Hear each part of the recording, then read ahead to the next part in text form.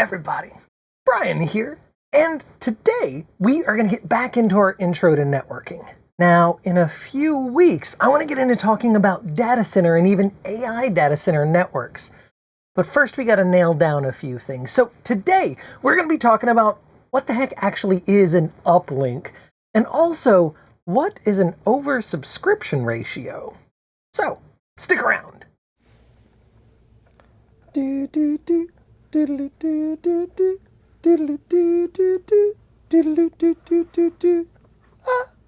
Let's get into it. Whether we're talking about an enterprise switch, an access pointer, or even your home router, you're going to have an uplink port. The tricky thing to keep in mind is that in most cases, it isn't really a specific port that's on your gadget decided on by the manufacturer, but instead it's a function of how you use it. So let's nail it down. The uplink port is the port you're using to communicate with the rest of your network from whatever network appliance you're on. So for instance, this fella here is a 10 gig switch with 48 10 gig ports on it and 4 25 gig ports down here at the end and a couple of 100 gig ports on the back. Very likely, if this was being used in an enterprise environment, a corporate environment, these 10 gig ports would be going out to workstations that need them, access points, stuff like that. And then either these 25 gig ports or the 100 gig ports on the back would be used for uplinks. But there's nothing in the operating system that says that's what you gotta do. If I was actually willing to use this at my house, like I kind of planned to begin with, if it wasn't quite so power hungry and a little loud, well, sure, it'd be really cool if I ran 10 gig to every port, pardon me, all the rooms in my house. But then my uplink, my connection to my cool little home router is going to be another one of these 10 gig ports because I don't have 25 and 100 gig at the house. Sure, in which case that 10 gig port would be my uplink, an access point. Right, for connecting up to Wi-Fi in a corporate kind of environment, might be a dedicated gadget like this. Well, sure, all the hosts are going to be connected to it wirelessly, but on the back, there's going to be one or more Ethernet ports on there to connect that up to the rest of the wired network. And very, very likely, that would be our uplink port on here, because that's going to be your connection to the wider network, right? Any clients that want to talk to each other, just do it straight through this access point, but when they need to talk to the wider world, there's our uplink. Now, that's not the only for sure way to do it. In some wireless solutions, you might set up a wireless mesh where you have several access points serving clients on one radio, and then a second radio might be dedicated for links between them, at which point that 5 gigahertz or whatever radio, 6 gigahertz maybe now, might be used as the wireless uplink on here. Similarly, if you have a wireless bridge, which I actually do over here, it's just a home router set up that way. It's got a wireless connection back to my main AP in the house, and then it gives me wired ports down to my desk in the office over here. In that case, my uplink for this room is that Wi-Fi connection. So again, your uplink isn't necessarily the fastest, most dependable, or even a dedicated port on your network appliance. It's the thing that you're using on that device to get connected up to the wider network. Okay, and in your house, your home router, like I think we've talked about in the past, that home router is actually doing a lot of different jobs that would be split out in like a corporate, enterprise, whatever environment. Those probably 4 ports on the back are an Ethernet switch. It's an access point for a Wi-Fi for you to connect on. It's routing between you and the internet, and it's also a firewall between you and the internet. So a lot of things all in one. But very, very likely on your home router, if it's one you bought for yourself, there's going to be some port marked a WAN port, and that's going to connect up to like the cable modem or whatever thing your ISP gives you, and that WAN port is your uplink. If you've got an access point that was provided to you by your internet service provider, then it's very possible that built into that home router is already your non-Ethernet uplink as well, whether that's like a satellite connection, a cellular one, or again maybe something like a cable modem, DOCSIS, or old school DSL. In any of those cases, though, your uplink port is that WAN port to the internet. Yeah, and again, that's probably not the fastest link on there. Sweet. Okay, so here's where we're at so far. If you've got some network appliance, you probably have a bunch of clients, hosts, that are communicating to each other directly through it. And there's going to be some very likely connection to the wider network. That is your uplink. It is, in most cases, certainly outside of the home, not a dedicated port, but very often, whatever port you're using to connect to the wider world, again, that's your uplink.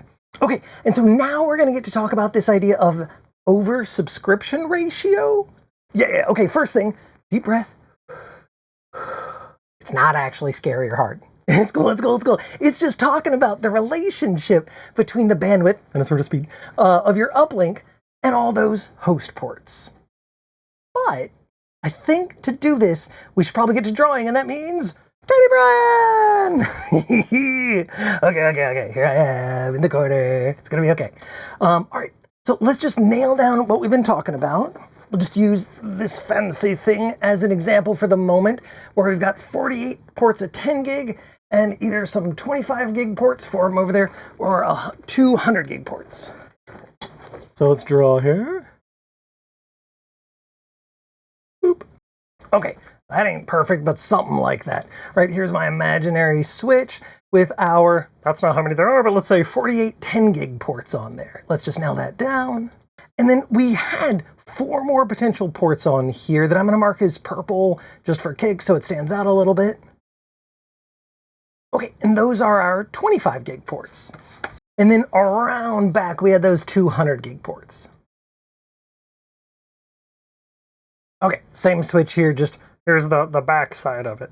Okay, and then we've said we're going to be connecting up to the rest of the world. So, okay, over subscription ratio, what the heck are we talking about? This is basically like back of the envelope kind of math, right?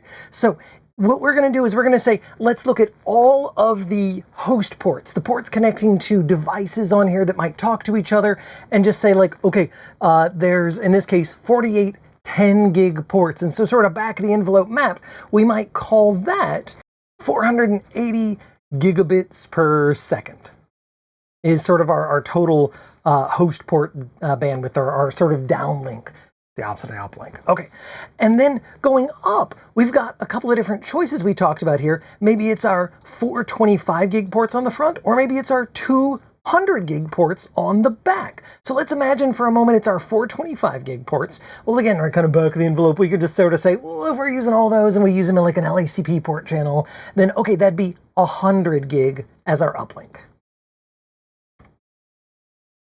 All right, and so if we've got our 480 gigabits per second to host and 100 gig is our uplink by using those 425s together, well, the ratio of those two things would be our over-subscription ratio. It's oversubscribed because we have more bandwidth amongst all these hosts than we have available for all of these hosts to talk to the rest of the network at one time, right? It's a bottleneck, right? That it's only 100 gigabit uplink. Okay, but like it's a ratio, so how does that work? Well, it's 480 to 100. Well, in ratios, you go and divide it out. So in this, so you would divide your host bandwidth by your uplink bandwidth. I'm going to tell you it's just 4.8, but hey, let's pull up the calculator. Right, and we'll say 480 divided by 100. Oh, look, 4.8. Okay, and so yeah, our oversubscription ratio we would write out as 4.8 to 1. Or a lot of times you just sort of swag it and it's close enough and you just be like, it's 5 to 1. Because that 480 is close enough to 500, about 5 to 1. If we had our 4 25 gig ports connected to some 25 gig switch as our distribution switch or spine switch or whatever you want to call it. If instead we were not using our 25 gig at all, but we were using our 100 gig ports, oh, well in that case our uplink would be 200 gigabits per second, right? Yeah, and if it's 200 gigabits per second, well, that just changes our math a little bit, right? Because now it's 480 divided by 200, so it should be 2.4, right? But hey, let's check. I mean, half as much. Yeah, 2.4, right? So 2.4 to 1 would be our ratio now. So now if our ratio is 2.4 to 1 versus 4.8 to 1, right, it's twice as much bandwidth that we have heading up on our uplink. And so when you're talking about this oversubscription ratio, the smaller the number, the better it is, right? The better your oversubscription ratio is. Now, in almost any use case outside of data center AI training environments, you will not have a one-to-one oversubscription. You won't have non-oversubscribed. You're all basically in almost all circumstances going to have an oversubscribed uplink. And it comes down to the fact that like you can always make a better network. It just takes more planning and more money. But if you are building out a network like any other infrastructure, you want to build for your needs and not waste money. And so you would plan your oversubscription ratio based on the needs of that environment. Nothing wrong with having an oversubscribed uplink in almost any circumstance. It's just that you want to plan for it. And this is the idea of that oversubscription ratio. Let's do this. Let's keep it going. So this was our imagining for using either the 100 or the 25 gig as the uplink on here on this 10 gig switch. I just want to throw it out there. You could totally use those 25 gig ports as host ports as well. It would just be a thing to keep in mind. That's going to be, if they need to talk to the wider network, that's going to mess up my oversubscription ratio or make it not as good. Because then it would be 580 gigabit per second with my 200 gigabit per second uplink. And so, yeah, it just changes my ratio again. Okay, just stuff to plan for. Okay, so now let's talk about a home network. And we'll use at least sort of kind of mine as a baseline. Let's imagine for a moment, this isn't the case, but let's imagine for a moment, hang on, fresh one, yeah, that on my little home router, I had 24 ports of clients connected up to it. Now I don't know of any home router that has 24, well, there's some stuff, but very rare. But let's just imagine I had 24 gig ports of hosts here at my house. So if I had 24 gigabits per second worth of host, 24 1 gig links connected up to there, that would be, they could all talk to each other full line rate and everything if it was just literally on that home router with a bunch of ports I don't have. Won't pretend. Okay, and now we talk about the uplink, that connection to the internet. Now I'm super lucky with where I live, and I've got gigabit up and down at my house. There's even an option I could pay for faster.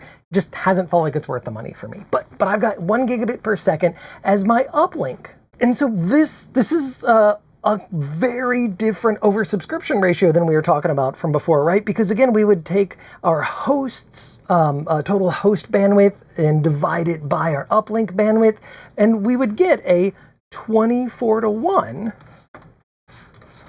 oversubscription ratio with this imagined network here. And that sounds terrible, definitely compared to what we talked about just a moment ago, but it's not so bad, honestly. In fact, it's better. Well, we'll talk about it. But for a home network, the vast majority of the time, the vast majority of the phones and smartwatches and laptops and printers are not transmitting at full speed, uploading to the internet or downloading from the internet all at once. Usually it's 1 or 2 devices maybe that'll be communicating at one time. All right, so that's the thing to keep in mind.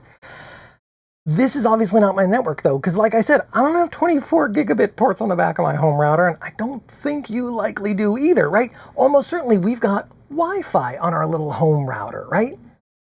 And so maybe we've got like 4 gadgets plugged in, boop, for like 4 gigabits per second of wired bandwidth for our hosts. And probably most folks are using that built-in Wi-Fi on your home router. Sure, that's fine. And you've got maybe like 20 different devices connected on Wi-Fi. Well, you might start thinking, okay, let me go around and see what connection speed they're all connected at, and then add all that up to find the total bandwidth. But that's not actually what you're looking for with Wi-Fi. No, because devices effectively need to take turns talking. And so even if you have the absolute latest, best Wi-Fi and everybody's connected up at like 1600 megabits per second, and you got like 20 different devices, they're all brand new and capable of that, it's not like 20 times that speed to get your bandwidth. Whatever your Wi-Fi radios are capable of, it's going to be that amount of total bandwidth split up between devices best case scenario, right? So if you've got like a dual radio 2.4 and 5 gig that does Wi-Fi 7, because maybe you don't have 6 gig yet, right? Then you can look at the maximum connection speeds for each of those and add those up. If you have a tri-band, 3-band radio, or 3 different radios that do 2.45 and 6 gigahertz, then yeah, you would look to see what your maximum bandwidth is for all 3 of those combined. And that would be then split up by the devices connected on there as maximum possible. Okay, and so let's say it's something like, make something up here, 5 gigabits per second. Like in practice, that's probably more than you'd get across your different radios and different devices, but sure, why not for Wi-Fi? And so our 2 together is gonna add up to 9 gigabits per second here in our imagining. And then our 9 divided by 1, well, that's pretty straightforward. It's just 9 to 1. Hey, let me fix this. 9 to 1 over subscription ratio. That's not too bad, but also it's not too bad because the link speeds I have aren't amazing for my normal LAN traffic, right? 1 gig instead of like 2.5 or 5 or 10 gig, right? Wi-Fi, again, kind of depends. This was pretty darn good Wi-Fi here. These uplink speeds we're talking about for internet, that is our biggest limitation for home networks, right? Because if I did have all 2.5 or 10 gig NICs around my house and switch around my house, if I've got a 3 radio that has, support for full 2.45 and 6 gigahertz and, Wi-Fi 7, that'd be great. But really, I would just be making my oversubscription ratio worse if everything I'm trying to get to is out on the internet. Right? If everything I care about is downloading games, uploading files to, whatever cloud service, VPN to work and everything, then it's not really changing much if I got 10 gig at the house if my bottleneck is still that uplink. I'm just making my oversubscription ratio worse. So what is the advantage of these faster Wi-Fi and wired speeds at the house? If you've got your own home server, if you've got your own home NAS, if you're doing game streaming, right? If the thing you're trying to get to is in the same house as you, that's where these higher speeds are making the biggest difference. Because until we get those faster and faster internet speeds at reasonable prices, the LAN ports honestly don't need to be a lot faster. Not when most folks at least are trying to get to stuff out on the internet. All right, but again, that oversubscription ratio we're talking about here, the bandwidth difference and relationship between your uplink and the rest of your network, that is sort of the way to think about the whole thing. All right, y'all, this has been a blast. In fact, I got a second. Bigger, Brian? Ah, there we go. Hey, y'all. Like I was saying, this has been a blast. Continues to be fun. I hope y'all are having a good time too. Let me know what's on your mind out there. If something you want to know about or something you just want to comment on, drop me a line down there. All right. See y'all next time.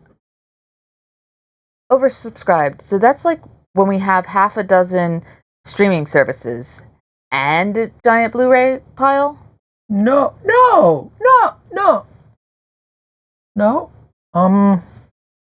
Maybe?